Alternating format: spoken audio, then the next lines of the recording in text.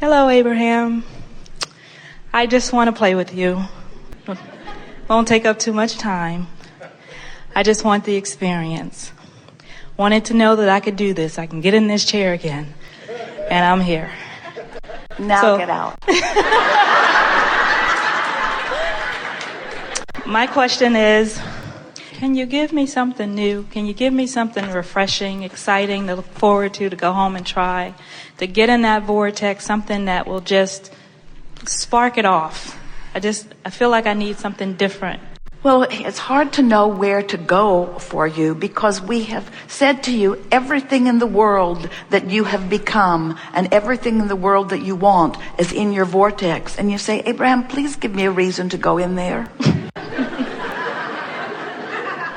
Can't you call me in an exciting new way? It's not enough for me to know that everything I want and everything I am is in there. Give me another reason. Do you believe that the vortex exists? Absolutely. I've experienced the vortex. The new fresh thing that you're reaching for is we want you to accept that you're often in and make a decision that you're going to catch yourself in there and you're going to milk it just a little longer when you find yourself there. In other words, there's a powerful, powerful tool in recognizing that you are in and then just relaxing and staying there longer. Now, what often happens is you realize you're there and you say, oh, I'm there, I hope I stay. Out you go. Because you're aware that you're often not in. But if you'll just make an effort to be aware of when your heart is singing a little more, when you're dancing a little more, all kinds of things will happen because the universe knows how much you want to be in there because your inner being and everything that is important to you is in there. So there are far more opportunities to hold you in there and show you wonderful things than you are giving yourself credit for. We want to give you a little piece of understanding about something. Sometimes it sounds to you like we're talking about two cut and dried world, in the vortex and out of the vortex, and in the vortex being non-physical and out of the vortex being physical. And those are not the distinctions that we're making at all, because you can be in the vortex and physical, meaning you can be in the vortex and manifesting things, because the only difference between what humans call physical or manifested and non-physical is that there's stuff that is manifesting. So we want you to understand that if you can separate these two concepts as vibrational concepts, in the vortex feels better, out of the vortex doesn't feel so good. In the vortex, higher vibration, out of the vortex, lower vibration. In the vortex, no resistance, only allowing. Out of the vortex, plenty of resistance, not allowing. So you're thinking about vibration relative to all of this. Then you begin saying, and this is the thing that we want you to understand, if you can get into the vortex for no reason, in other words, I'm going there because it feels good, period. I'm not going there for a Range Rover. I'm not going there for more money. I'm not going there for a lover. I don't have ulterior motives that are the reason that I'm going there. Because if you've got ulterior motives as the reason that you're going there, the ulterior motive that isn't yet satisfied, that isn't yet manifested, you're just practicing the absence of it. If you say, I'm going to go to the vortex, so here's how it goes. Oh, there's a vortex over there. I know. I think I'll go in. Why? I'm going to go into the vortex so that I can get my lover who isn't here. And out you go. I'm going to go into the vortex. I'm going into the vortex. I'm going into the vortex. I'm going into the vortex so I can find money that isn't here. So the reason that we want you to go into the vortex, I'm going to the vortex because it feels good. I'm going to the vortex because it feels good. I'm going to the vortex because it feels good. I'm going to the vortex because my heart sings there. I'm going to the vortex because I'm happy there. I'm going to the vortex for emotional reasons. I'm going to the vortex because I breathe more deeply there. I'm going to the vortex because I feel more clear-minded there. I'm going to the vortex. I'm going to the vortex for emotional reasons. I'm going to the vortex for emotional reasons. If you will go for emotional reasons, you'll get in and you'll hang around a little longer. And here's the thing that we so want you to hear. We almost shouldn't tell you, but we will. If you hang around in this vortex for the emotional reason that we're describing, stuff's going to start manifesting for you inside the vortex. You're going to be in the vortex with a Range Rover. You're going to be in the vortex with more money. You see what we're getting at?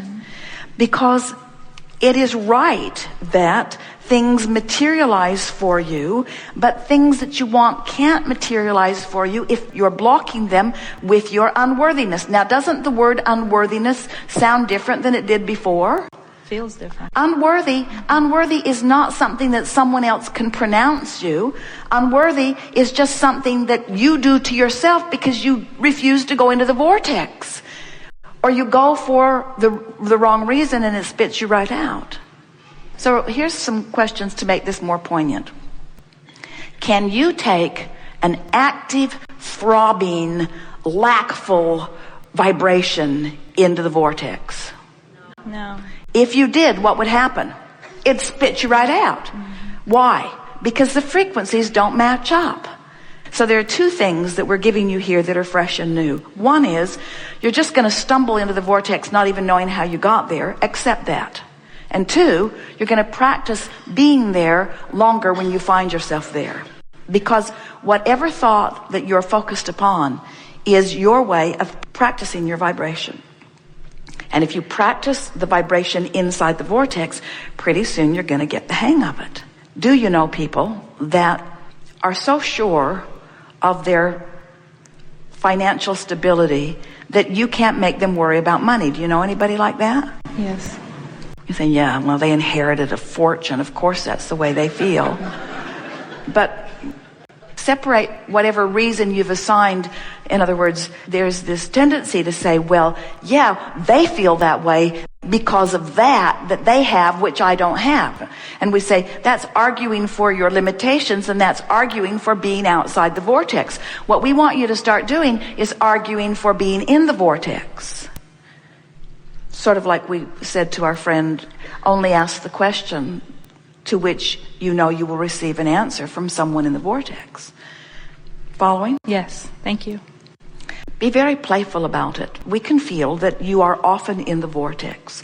We also can feel that you've been working very hard to get into the vortex. And we think this conversation is good for everyone because we're talking about vibration here, not action, which means we're talking about focus now, not glasses. Can you feel the distinction? We're talking about choosing the thought for the emotional content and practicing it long enough that the emotional content becomes the habit. And once you do that, then money just follows you everywhere you go. You can hardly stop the abundance of money that's flowing into your experience. Do you believe that? I'll work on it. I'm going to have to work on it. So we have some questions. Do you believe that you are a vibrational being? Yes. Do you believe in the validity of this vortex that we talk about all the time? Yes. Do you believe that you can feel when you're in and when you're out? Yes. Do you believe that you have the ability to choose a thought that makes it easier to stay in? Yes. Do you believe that you could take any thought and change it enough to get into the vortex? That's good. That's good. That's good, because that's exactly what we're reaching for. You don't believe that, and the reason you don't believe that is because it's a very hard thing to do. It's a very hard thing to do to take a thought and move it into an entirely different place. It's really, really, really a hard thing to do. So now we'll start asking you some questions again.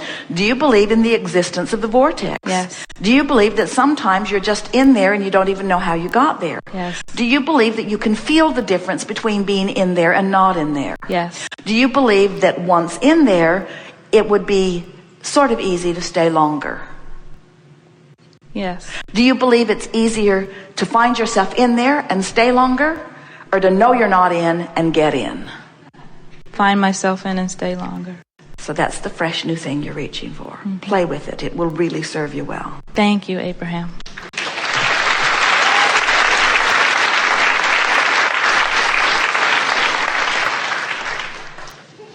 So what this gathering is about you deciding that you're going to offer your vibration on purpose, because your vibration equals your point of attraction. The law of attraction, which is the powerful law that manages this universe and everything that exists, it is a law that responds to vibrational frequencies. And the only reason that humans aren't more keenly aware of this law is because most humans are unaware that they have a vibrational frequency. They're not putting it together. They're not noticing that their emotions are the key to their alignment or resistance to the vibration of who they are.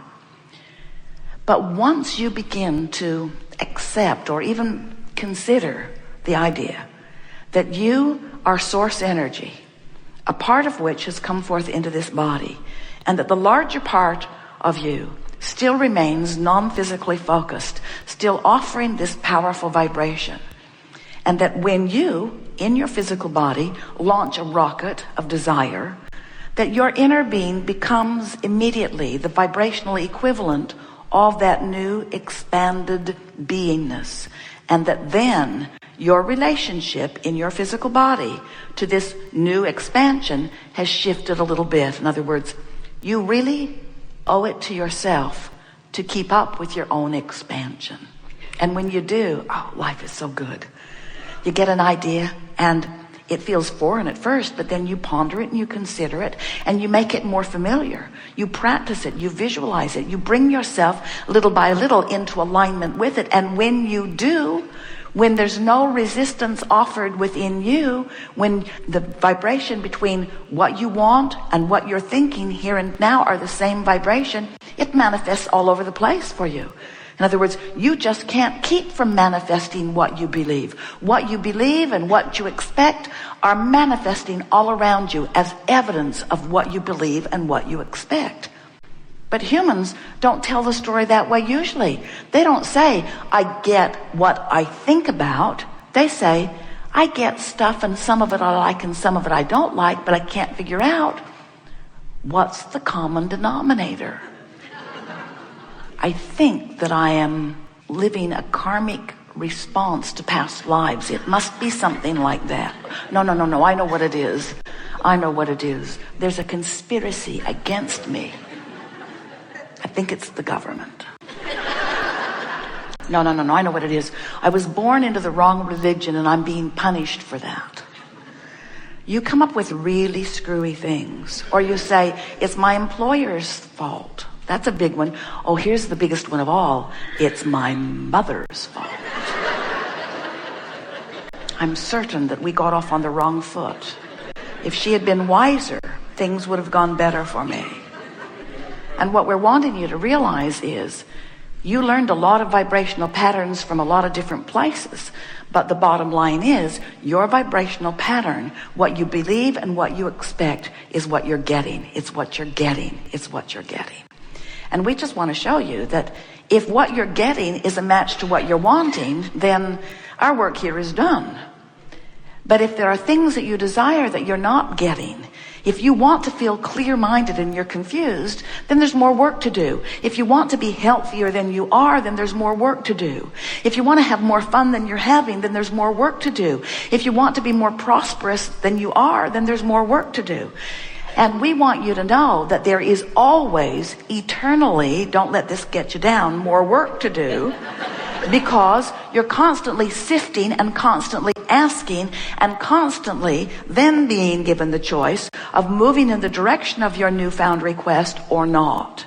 And you're going to discover that as you move in the direction of the desires that are born every day, then life feels good to you. You cannot get enough of it. You wake up refreshed and eager. You're like those little kids you see. Don't you see them? They hit the floor running every day. They cannot wait to get... And you wonder, what is the intrigue with that pile of toys that they've been playing with for so long? What is it about that room or that little box of toys or that friend across the street? What is it that they keep discovering new eagerness for life? And then you say, as a sort of burned out adult, well, they'll get over that soon enough. And we want to say to you, we want you to never get over that frisky, free feeling of the new discovery of life.